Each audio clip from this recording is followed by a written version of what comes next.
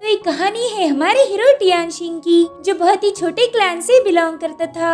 उसके क्लैन को अक्सर ही पावरफुल लोग परेशान किया करते थे, पर कमजोर होने की वजह से वो उन्हें कभी रोक न पाया। लेकिन एक दिन ये सब कुछ बदल जाता है, क्योंकि उसे एक मिस्टीरियस स्टोन से सुपरनेचुरल पावर्स मिल जाती है, जिसका इस्तेमाल करके वो अपने क्लैन के साथ होने वाले अत्याचार का बदला ले सकता है। तो चलो और ज्यादा टाइम जाया न करते हुए वीडियो शुरू करते हैं। तो कहानी की शुरुआत में हमें जंगल का सीन दिखाया जाता है, जहाँ पर इस राज्य के कई सारे ग्रेट फैमिलीज के मेंबर्स आ गए थे। दरअसल आज यहाँ पर हंटिंग का कॉन्टेस्ट होने वाला था, और उसी में पार्टिसिपेट करने के लिए वहाँ पर शिनयांग क्लैन की हेड युआन भी पहुँच जाती है। वो अपने 3 खास सर्वेंट के साथ यहाँ आई थी। रुनशाओ, जो कि उसकी सर्वेंट के साथ काफी अच्छी दोस्त भी है, वो उसे रेडी करती है। वहाँ मौजूद सभी लोग इनके कैरेज को घूर रहे थे, क्योंकि पहली बार एक लड़की हंटिंग के कॉन्टेस्ट में पार्टिसिपेट करने वाली थी। रुनशाओ युआन से कह रही थी कि आप एक हीरो हो, और मुझे अच्छे से पता है कि आप सभी ग्रेट फैमिलीज को अच्छी से टक्कर दोगी। हमारा शिनयांग क्लैन किसी भी रईस क्लैन को टक्कर दे सकता है, और वो सब आपकी बदौलत। तो युआन उससे कहती कि आज का हंटिंग कॉन्टेस्ट हम ही जीतेंगे।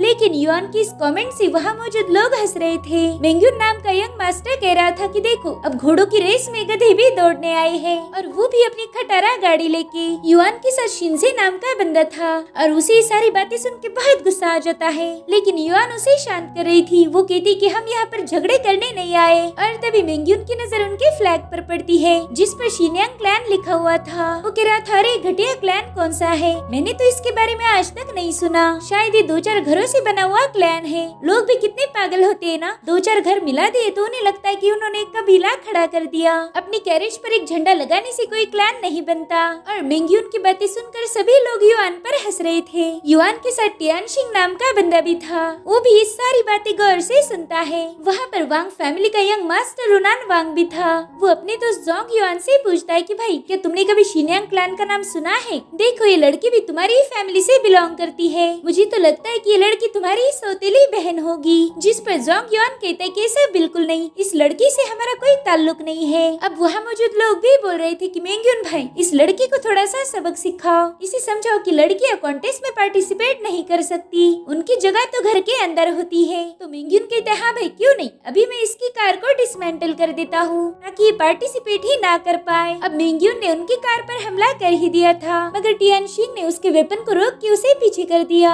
और इसी चक्कर में मेंग्यून की फैमिली का फ्लैग नीचे गिर जाता है। मेंग्यून इससे बहुत भड़क जाता है। वो कह रहा था कि कमीने कही कि तेरी इतनी हिम्मत कि तू मेरे फ्लैग को नीचे गिरा दे, तुमने मेरे क्लैन का अपमान किया है। जिस पर टियानशिंग कह रहा था कि यहाँ पर कॉन्टेस्ट है, इसलिए मैं चुप हूँ, अगर यहाँ से बाहर मिलेगा तो मैं तेरी भी इज्जत उतार दूंगा, और शायद अब मुझे ये सब करने की जरूरत भी नहीं है, क्योंकि एक लड़की को परेशान करके तुमने ये साबित कर दिया कि तुम कितने घटिया इंसान हो। और तभी मेंग्यून देखता है कि वाकई वहाँ के लोग उसके बारे में चर्चा कर रहे थे। मेंग्यून कहता है कि आज मैं ये कॉन्टेस्ट जीत कर साबित कर दूंगा कि लड़कियाँ कभी लीडर नहीं बन सकती। जिसके बाद वो अपने चमचे के कानों में कुछ खुसर फुसर कर रहा था, और ये सब टियानशिंग भी देखता है। साथ ही मेंग्यून की प्लानिंग सभी यंग मास्टर्स को बताई जाती है, और अब कॉन्टेस्ट स्टार्ट हो चुका था। टियानशिंग बड़ी ही तेजी से अपनी हॉर्स कार चला रहा था, लेकिन थोड़ा आगे जाके वो अपना रास्ता बदल देता है। युआन भी ये देखकर थोड़ी सी कंफ्यूज हो जाती है। वो टियानशिंग से पूछ रही थी कि तुम ये क्यों कर रहे हो, जिस पर टियानशिंग बताता है कि मेंग्यून ने हमें मारने की प्लानिंग की है, और इसमें रुनान वांग भी शामिल हो चुका है। वो यहाँ पर जानवरों का नहीं बल्कि हमारा शिकार करने वाले हैं। और तभी इन पर तीरों से हमला होना शुरू हो जाता है। युआन देखती है कि वो तीनों यंग मास्टर उनका पीछा कर रहे हैं, तो वो भी काउंटर अटैक की प्लानिंग करना शुरू कर देती है। वो शिनजे से कह रही थी कि तुम बस एरो की डायरेक्शन देखो, और टियानशिंग को बताते रहो कि कार किस तरफ मोड़नी है। तो ये लोग वैसा ही करने लगते हैं, मगर थोड़ी देर में वो लोग इनके पास आ चुके थे।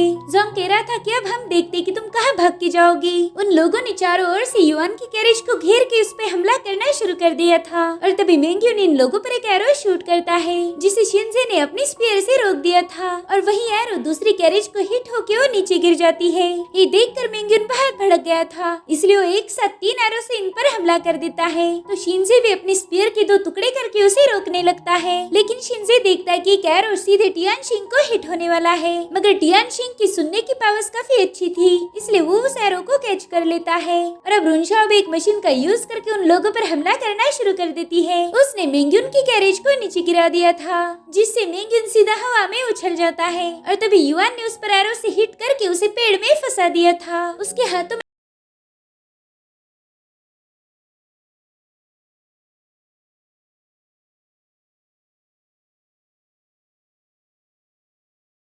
निशाना कभी भी नहीं चुकता और रुनशाओ का मैकेनिज्म तो पावरफुल है। उसी ने मेंग्यून को उछाल दिया था। तभी शिनजे देखता है कि अब उनके पीछे ज्यादा लोग नहीं लगे। वो कहते हैं मास्टर शायद मेंग्यून की हालत देखकर बाकी लोगों की फट गई, वो अब हमारे पीछे नहीं आ रहे। तो युआन कहती है तो बहुत अच्छी बात है, अब हम अपने शिकार पर फोकस करेंगे, हमें कुछ भी करके इस कॉन्टेस्ट को जीतना है। अब ये लोग शिकार की तलाशी कर रहे थे कि तभी उन्हें एक हिरणों का झुंड नजर आता है। वो हिरन इन्हें देख के भागना शुरू कर देते हैं। टियानशिंग युआन को बता रहा था कि वो बड़ा वाला हिरन इस झुंड का लीडर है। तो युआन कहती फिर तो हम उसी का शिकार करेंगे, इसे अपने हाथ से जाने मत देना। अब युआन उस हिरनों के लीडर पर निशाना लगा रही थी कि तभी रुनशाओ के दिमाग में एक आइडिया आ जाती है। वो अपने मैकेनिज्म का यूज करके हिरन के बच्चे को ट्रैप कर लेती है, जिससे उस हिरन का ध्यान डिस्ट्रैक्ट हो जाता है। और इसी मौके का फायदा उठाकर युआन ने उस हिरन पर शूट कर दिया था। इन लोगों ने उस हिरन को मार के कॉन्टेस्ट में लीड हासिल की थी। टियानशिंग कह रहा था कि रुनशाओ तुम तो बहुत स्मार्ट हो, तुम्हें उस हिरन का ध्यान भटकाया था। जिस पर रुनशाओ कहने लगती है कि इसका सारा क्रेडिट मास्टर को जाता है,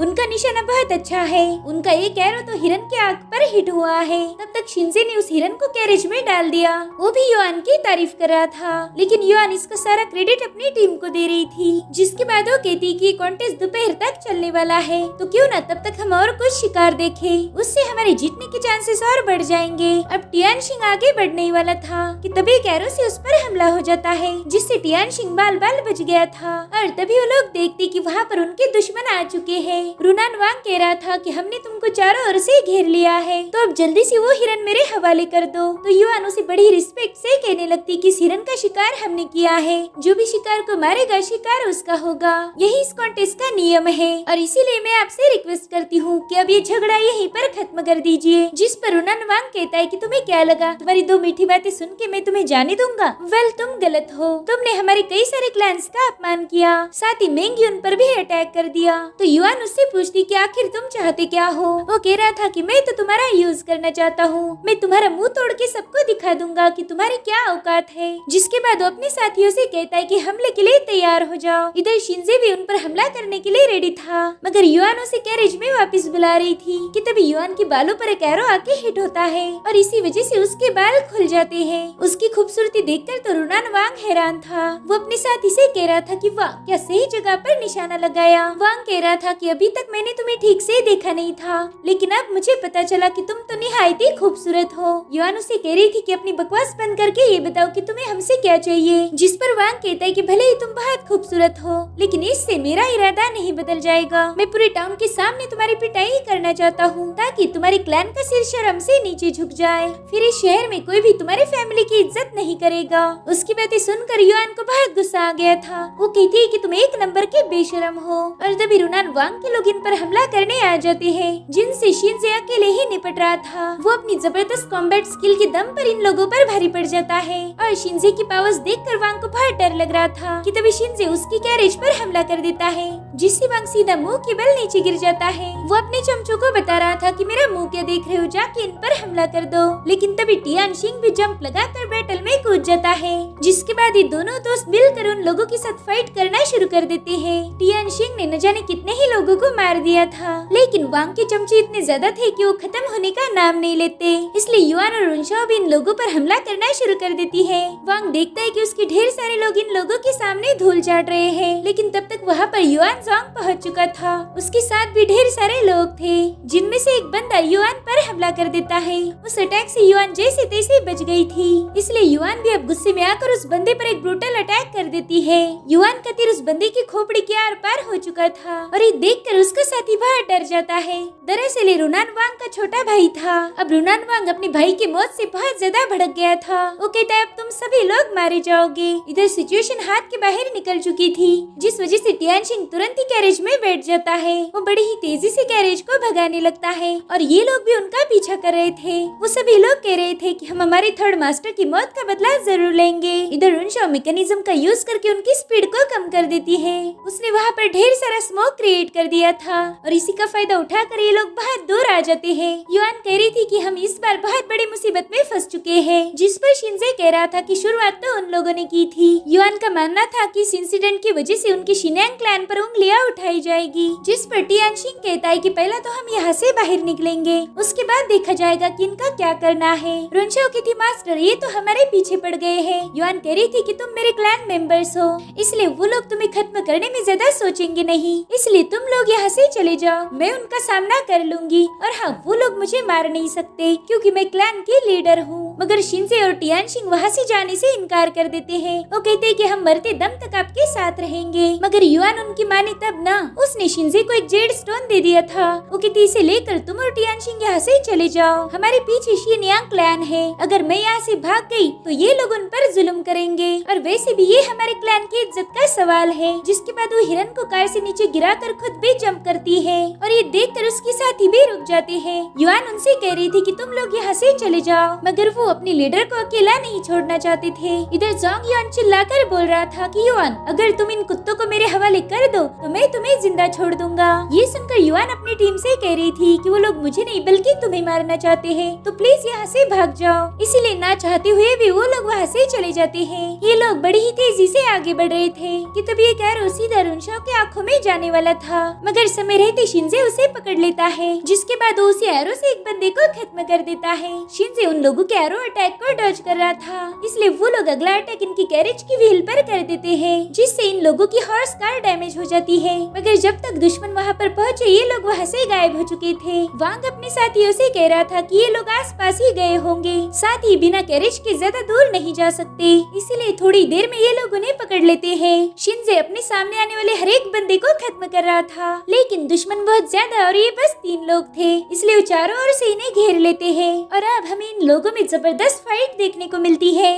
यानशिंग और शिनजे उनके साथ फाइट में बिजी थे कि तभी रुनान वांग रुनशाओ के पास आ जाता है। वो कह रहा था कि देखो तो सही तुम्हारे नकाब के पीछे क्या है, मुझे तो लगता है कि तुम युआन से भी ज्यादा खूबसूरत होगी। तो रुनशाओ तुरंत ही वहाँ से भागने की कोशिश करती है, मगर वांग ने उसका रास्ता रोक दिया था। वो कहता है तुम तो बहुत गुस्से वाली हो और मुझे तो ऐसी ही लड़कियां बहुत पसंद आती है। वो उसका मास्क हटाने की पूरी कोशिश कर रहा था, तभी रुनशाओ एक ही चमाट में उसका गाल लाल कर देती है, जिससे वांग बहुत भड़क गया था। इधर रुनशाओ के दोस्त दुश्मनों के फाइट करने में बिजी थे, इसलिए वो उसकी मदद नहीं कर पाते। तब तक रुनशाओ पहाड़ की चोटी पर पहुंच जाती है, वहाँ से और कोई रास्ता नहीं था, और तभी अचानक से वांग उसे पहाड़ से नीचे धक्का दे देता है। टियानशिंग उसे बचाने आ गया था, मगर तब तक बहुत देर हो जाती है। रुनशाओ के साथ जो कुछ भी हुआ था, इस हादसे से दोनों भी कमजोर पड़ जाते हैं, और इसी के चलते वांग के लोगों ने इन्हें काबू कर लिया था। वांग कहता यार मैं तुमको तो एक ही स्लैश में मार सकता हूँ, मगर ये तो बड़ी आसान मौत होगी, और मैं चाहता हूँ कि तुम्हें तड़पा तड़पा के मारा जाए। जिसके बाद वो अपने चमचों को हुक्म देता है कि इनकी बोटी बोटी अलग कर दो।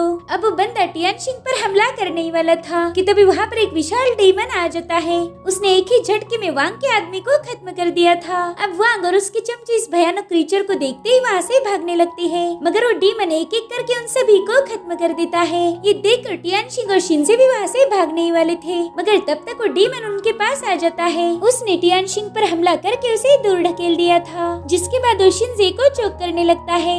अब थोड़ी देर में शिनजे का काम तमाम होने ही वाला था, मगर तभी उसका दोस्त जाकर उस डीमन के दिल पर वार कर देता है। इस अटैक की वजह से उस डीमन को बहुत तकलीफ हो रही थी, और फिर थोड़ी देर में वो अपने आप ब्लास्ट होकर खत्म हो जाता है, और इस ब्लास्ट में दोनों भी घायल होकर बेहोश हो चुके थे। और अब हम एक लड़की को देखते हैं जो पहाड़ की दरारों में उगने वाले हर्ब्स को कलेक्ट कर रही थी, और तभी उसकी नजर एक वाइल्ड मशरूम पर जाती है। वो कह रही थी वाह ये तो बहुत बड़ा प्लांट है, इसे तुम्हें हासिल करूंगी। जिसके बाद उस प्लांट की तरफ जा ही रही थी कि तभी रुनशाओ उसे नीचे गिरते हुए दिख जाती है। उस लड़की के पास पहाड़ पर क्लाइंब करने के लिए जरूरी इक्विपमेंट है, तो उसकी मदद से वो खुद को बचा लेती है, और उसने देख लिया था कि रुनशाओ वही के पेड़ में फंसी हुई है। वो लड़की कह रही थी शायद इस लड़की ने प्यार में अपनी जान दी है, लेकिन मैं इसे मरने नहीं दे सकती, इसे बचाना बहुत जरूरी है। इतना कहकर वो पेड़ की तरफ छलांग लगा देती है। उसने अपनी हुक को पेड़ से बांध दिया था, जिसके बाद रुनशाओ के पास पहुँच जाती है। वो कह रही थी अरे अरे तुम किसके लिए अपनी जान दे रही थी,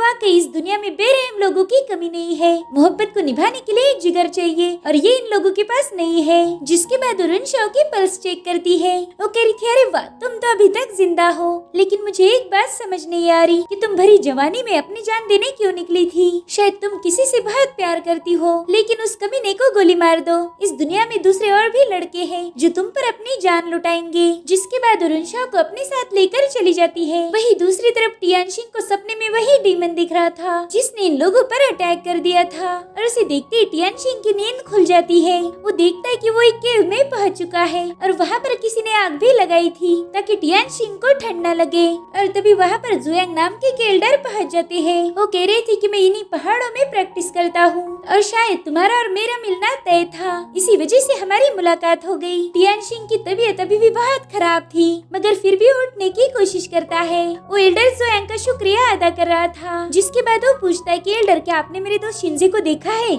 जिस पर वो कहते हैं, हाँ, तुम्हारा दोस्त उस केव में आराम कर रहा है। उसने भी होश में आते ही तुम्हारे बारे में पूछा था। और तभी टियानशिंग को रुनशाओ की याद आती है। उसे लग रहा था कि मेरे आंखों के सामने मेरी दोस्त मारी गई और मैं कुछ भी नहीं कर पाया, और इसी सदमे की वजह से वो दोबारा से बेहोश हो जाता है। वही दूसरी तरफ रुनशाओ होश में आ जाती है। वो देखती है कि एक लड़की ने उसकी जान बचाई। वो लड़की कह रही थी कि चलो अच्छी बात है कि तुम्हें होश आ गया। तो रुनशाओ उससे पूछने लगती है कि क्या आपने मेरे दो दोस्तों को देखा? तो वो लड़की कहती, क्या कहा तुमने, दो लोग? जिस पर रुनशाओ कह रही थी, हाँ, वो दोनों भी बहुत हैंडसम और बहादुर है। बताइए नमिस, क्या आपने उन्हें देखा है? मगर वो लड़की तो अलग ही ख्याली पुलाव पका रही थी।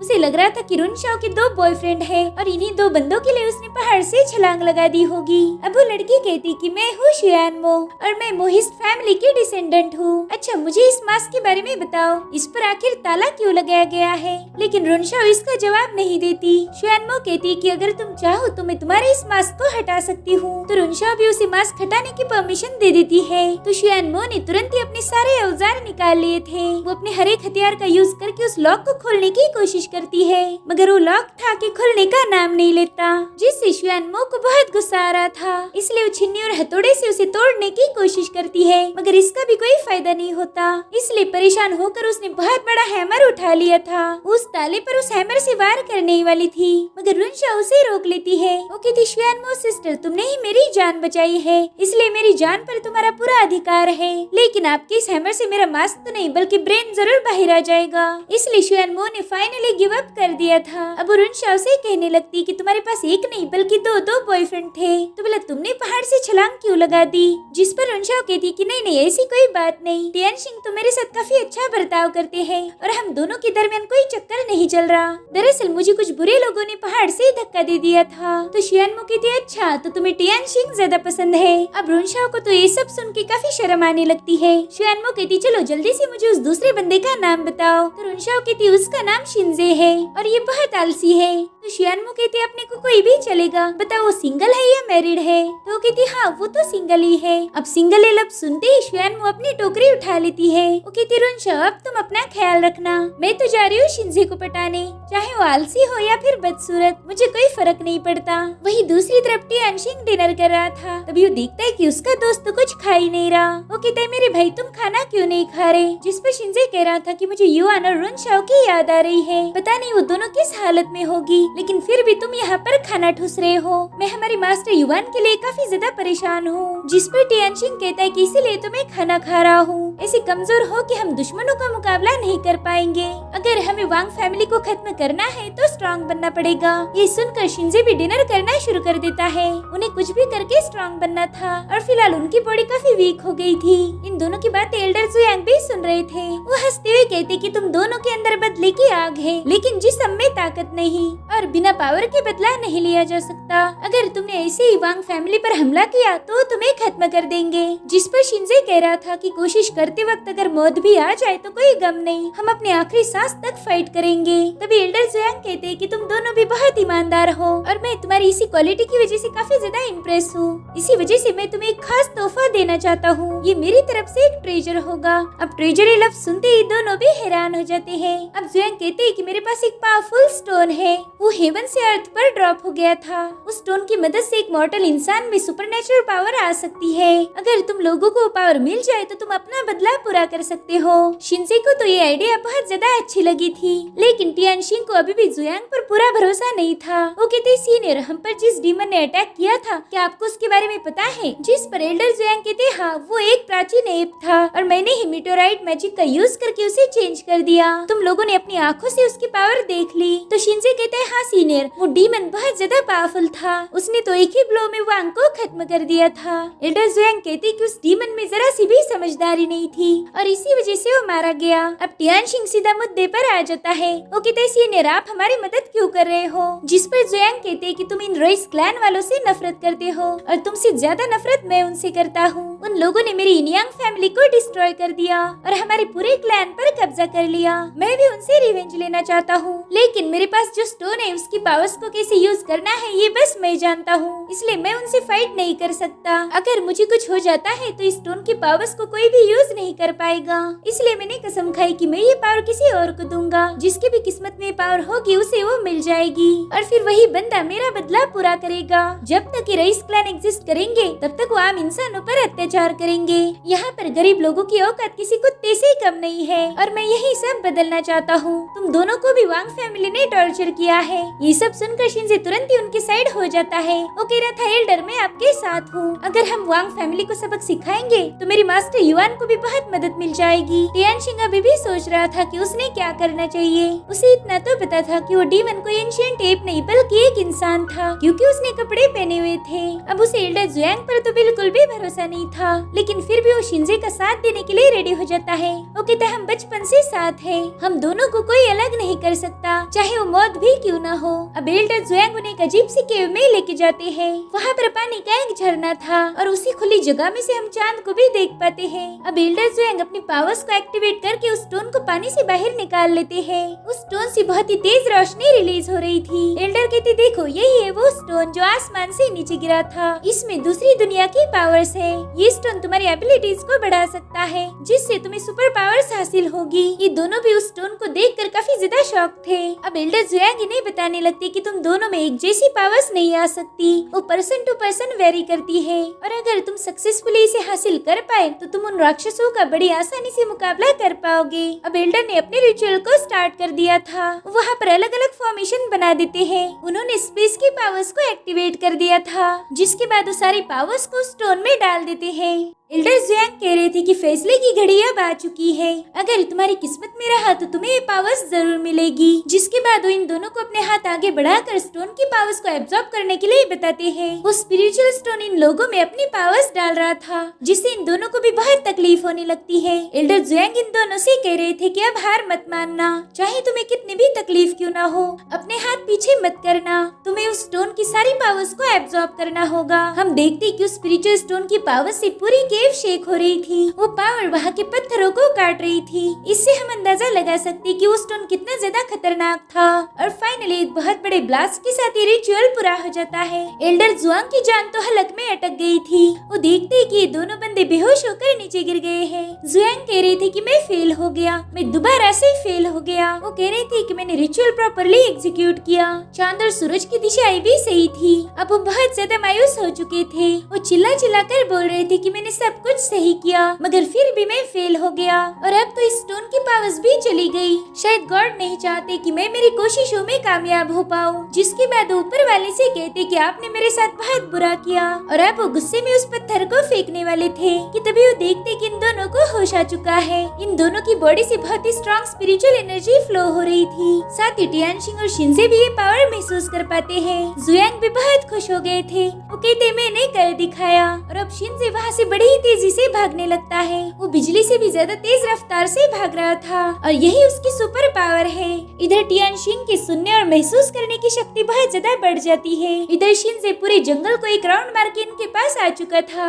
वो अपने साथ एक खरगोश भी लेके आया था। अब वो बेचारा खरगोश अपनी जान बचा के वहाँ से भाग रहा था, लेकिन तभी टियानशिंग उसे अपने पावर से रोक लेता है। वो एक स्पेसिफिक एरिया में समय को फ्रीज कर सकता था। अब शिनजे उसे बता रहा था कि मुझ में विंड की पावर है और लाइटनिंग की रफ्तार है। एल्डर जुयांग कह रहे थे चलो जो मुझे चाहिए था वो हो गया। ये तीनों भी जोर जोर से हंस रहे थे क्योंकि अब इनका आगे का रास्ता बहुत ज्यादा आसान हो चुका था। इधर शुआनमो टाउन में एक्सप्लोर कर रही थी और तभी वो देखती है कि मार्केट में 2 पोस्टर लगे हुए थे। ये दोनों मोस्ट वांटेड है। शुआनमो ने देख के ही समझ जाती है कि शायद यही रुनशाओ के दोस्त होंगे। इधर ये दोनों भी टाउन में पहुंच चुके थे। शिंजे कह रहा था कि मुझे तो यकीन नहीं हो रहा, इन लोगों ने हमारे सिर पर इनाम रखा है। और अब हम युआन को देखते हैं जो बहुत ही ज्यादा परेशान थी कि तभी वहाँ पर वांग फैमिली का हेड आ जाता है। वो कह रहा था कि युआन मैं तुम्हें यहाँ बधाई देने आया हूँ। इस बंदे का नाम वांग अजी था, जिसके बाद उसके सामने ढेर सारे तोहफे पेश करता है। उसके साथ जोंग युआन भी था।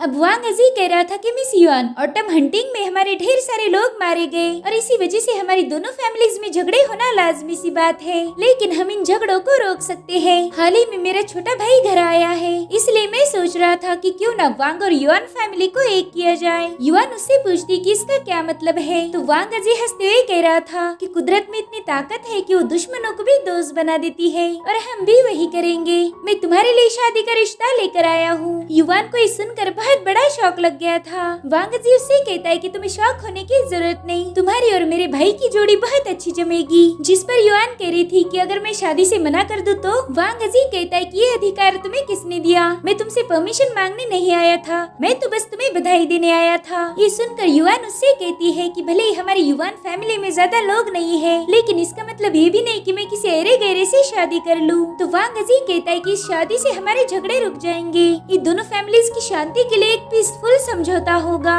लेकिन युआन उसे शादी के लिए मना कर देती है, लेकिन अजी को इससे कोई भी फर्क नहीं पड़ रहा था। वो जोंग युआन से कहता है कि देखो ये लड़की तो मुझसे रूठ गई और मुझे रूठे हुए लोगों को मनाना बिल्कुल भी नहीं आता। जिस पर युआन जोंग कहता है कि भाई आप टेंशन मत लो, मैं उसे समझा दूंगा, ये तो बस थोड़ी सी जिद्दी है। तो वांग अजी युआन को एक लुक देकर वहाँ से चला जाता है। उसके जाते ही युआन कहती कि अच्छा तो ये सब तुम्हारा किया धराया है। जिस पर जोंग कहता है कि मेरे पास कोई ऑप्शन नहीं था, वैसे भी हमारी युआन फैमिली बहुत छोटी है, अगर वांग फैमिली ने चाहा तो वो अभी हम सबको खत्म कर सकती है, और अगर तुम वांग फैमिली में शादी करोगी तो हमें उनसे कोई खतरा नहीं रहेगा, हमारी युआन फैमिली ग्रो कर सकती है। लेकिन ये सब तभी होगा जब तुम उसके साथ शादी करोगी, इसलिए युआन ना चाहते हुए भी शादी के लिए हाँ कर देती है। ये सुनकर जोंग बहुत खुश हो जाता है। वो कहते हैं ठीक है, मैं तुरंत ही वांग फैमिली को शादी के लिए मुहूर्त निकालने के लिए बताता हूँ, शायद कल ही तुम्हारी शादी हो जाएगी। अगले ही दिन शिंजे और टियानशिंग युआन मेंशन के पास आ गए थे। वो देखते हैं कि वहाँ पर शादी की तैयारी चल रही है। शिंजे कहता है कि शायद हमारे मास्टर की शादी होने वाली है। इधर टियानशिंग सोचता है कि वांग फैमिली युआन को अपने घर की बहू नहीं बल्कि उसे गुलाम जैसे ट्रीट करेंगे। इन लोगों को एग्जैक्टली पता नहीं था कि वहाँ पर क्या चल रहा है। तो शिंजी वहाँ के गार्ड पर हमला करके उससे पूछता है यहाँ पर एक डोली और कॉफिन क्यों रखा है। वहीं दूसरी तरफ युआन शादी के लिए रेडी हो गई थी, मगर वो ये शादी बिल्कुल भी करना नहीं चाहती थी। इधर शिंजे को कोई राज की बात पता चल गई थी, जिस वजह से वो गुस्से में आकर वांग के सिपाही को खत्म कर देता है। और इस बात पर से टियानशिंग उस पर बहुत भड़क जाता है। वो कहता है तुमने ऐसा नहीं करना चाहिए था, ये युआन मेंशन है और यहाँ पर तुमने वांग के सिपाही को मार दिया, इससे हमारे मास्टर को प्रॉब्लम हो सकती है। तो शिंजे कह रहा था कि फिर तुम ही बताओ मैं क्या करूँ, मुझे अपने गुस्से पर काबू नहीं हो रहा। जिस पर टियानशिंग कहता है कि मेरे पास एक आइडिया है, लेकिन तुम्हें मेरी बात माननी पड़ेगी। इधर युआन को दुल्हन बनाकर वांग पैलेस ले जाया जा रहा था। उसकी डोली को गुजरते वक्त शिंजे भी देखता है, मगर टियानशिंग उसके साथ नहीं था। अब थोड़ी देर बाद युआन वांग मेंशन पहुंच जाती है। वांग अजी उसका वहीं पर वेट कर रहा था। अब वो अपनी सोर से उसका घूंघट उठा लेता है और तभी युआन देखती है कि जिसके साथ उसकी शादी होने वाली थी वो बंदा तो ऑलरेडी मर चुका है। ये सब देखकर उसे तो बहुत बड़ा शौक लग गया था। दरअसल इसे डार्क मैरिज कहा जाता है। अब वांग अजी कह रहा था कि युआन शायद जोंग ने तुम्हें बताया नहीं कि तुम्हारी वजह से ही मेरा भाई मर चुका है। अब युआन को तो जोंग पर बहुत गुस्सा आ रहा था, इसी वजह से वो वहाँ से जाने वाली थी कि तभी अजी अपनी सोड उसके गले पर लगा देता है। वो कह रहा था कि तुम तो मेरे भाई को बिना अलविदा बोले ही जा रही हो। युआन समझ गई थी कि अब उसे बहुत टॉर्चर किया जाएगा, इसलिए वो खुद ही अजी की सोड से अपना गला काटने वाली थी, मगर अजी तुरंत ही अपनी सोड हटा देता है। अब अजी के चमचों ने उसे पकड़कर घुटनों पर बिठा दिया था। वो कह रहा था कि मेरे भाई के सामने घुटने टेक कर उससे शादी कर लो, ऐसी शादी को घोस्ट मैरिज कहा जाता है। अब वो उसे जबरदस्ती अपनी गर्दन झुकाने के लिए बोल रहा था, मगर युआन उसकी एक नहीं सुनती। तभी जोंग जाके उसका सिर नीचे झुका देता है, मगर अभी भी उसका सिर जमीन पर टच नहीं हुआ था।